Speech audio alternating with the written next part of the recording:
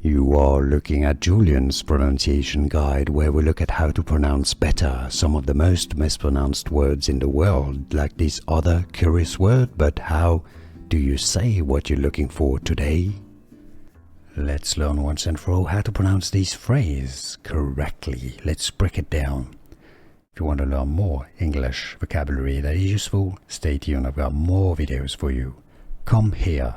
That's the standard English pronunciation. Come here. Some may say it as come here as well. Come here.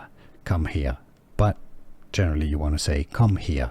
Now, sometimes you may skip a bit the H sound if you're talking fast, or like come here. So that's more come here. Or if you're talking really fast, come here. But generally, standard English pronunciation, come here.